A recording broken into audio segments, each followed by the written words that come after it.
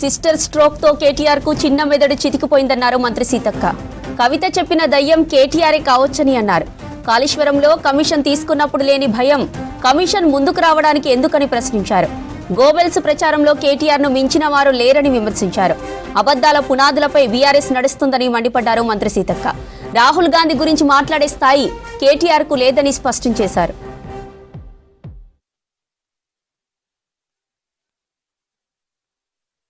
Sister స్ట్రోక్తో KTR చిన్న మెదడు చితికిపోయింది. అందుకనే ఇష్టానుసారంగా మాట్లాడుతున్నాడు. కాళేశ్వరం విషయంలో కమిషన్లు తీసుకున్నప్పుడు గుర్తురానటువంటి మరి భయం ఈరోజు కమిషన్ ముందుకు రావడానికి మాత్రం భయపడుతున్నారు. దాన్ని కప్పిపుచ్చుకోవడం కోసం ఈరోజు పిచ్చి పిచ్చిగా కాంగ్రెస్ పార్టీ బాంబులు పెట్టిందని మాట్లాడుతున్నాడు. కాళేశ్వరానికి నువ్వు అధికారంలో ఉండి ఎందుకు నిరూపించలేకపోయినావో ఒక్కసారి కేటీఆర్ గారు ఆత్మ పరిశీలన చేసుకొని ఈ అబద్ధాల పునాదుల మీద వాస్తవాలను కప్పిపుచ్చే ప్రయత్నం చేస్తూ ఉన్నావు. అబద్ధానికి అవార్డు రావాలంటే మరి ఇవాళ గ్లోబల్ ప్రచారంలో గ్లోబల్ అవార్డు కేటీఆర్కి ఇవ్వాలి. ఈ దేశంలో ఈ ప్రపంచంలో ఇప్పటి వరకు అబద్ధాలకు ప్రతినిధి గోబెల్స్ ఉంటే దాన్ని మించిపోయినటువంటి అబద్ధాలనే పునాదిగా చేసుకొని గత కొంతకాలంగా కేవలం అబద్ధాల పునాదులతో ఆయన పార్టీని ఆయన వ్యవస్థను నడిపించుకుంటున్నాడు. అందుకనే గోబెల్స్ ప్రచారకర్తగా అవార్డు ఎవరికి రావాలంటే కేటీఆర్కు గ్లోబల్లోనే గోబెల్స్ ప్రచారానికి గ్లోబల్లోనే కేటీఆర్కు మరి అవార్డు ఇస్తే చక్కగా బెస్ట్ అవార్డు గ్లోబల్లో వస్తుందని నేను అనుకుంటా ఉన్నా, నేను భావిస్తా ఉన్నా. కాబట్టి అయ్యా నువ్వు ప్రతిపక్ష హోదాకు పనికిరావు, ప్రతిపక్షంలో పనిచేయడానికి రావు, ప్రజల కోసం పనిచేయడానికి రావు.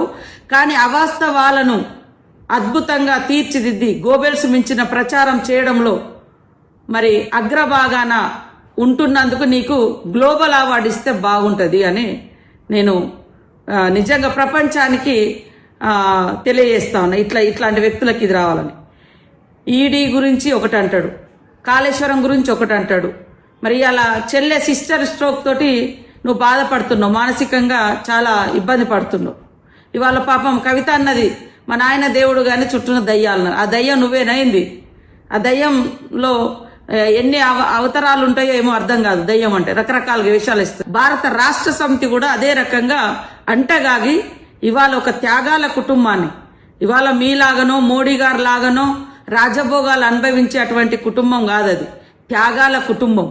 ఇలా ఆయన ఛాయవాళ్ళు అన్నాడు, మీరేమో మరి ఇంకోటి అని చెప్పుకొని ఈరోజు రాష్ట్ర దేశ ప్రజల ఆస్తులన్నీ కూడా ఎలక్షన్ల బాండ్ల రూపంలో బీజేపీ కూడా కట్టుకుంటుంది. మీరు గులాబీ కూలీల రూపంలో ఈ దేశంలోనే అత్యధిక డబ్బు ఉన్నటువంటి పార్టీగా ఎలక్షన్ కమిషన్కి ఇచ్చిన రిపోర్ట్లోనే మీరు అఫీషియల్గానే చూపించారు. కూలేమో చేసిందేమో టీఆర్ఎస్ నాయకులు కూలీ చేసినామని చూపించారు. కానీ ఈ దేశంలో ధనిక పార్టీ ఏదంటే మళ్ళీ బీఆర్ఎస్.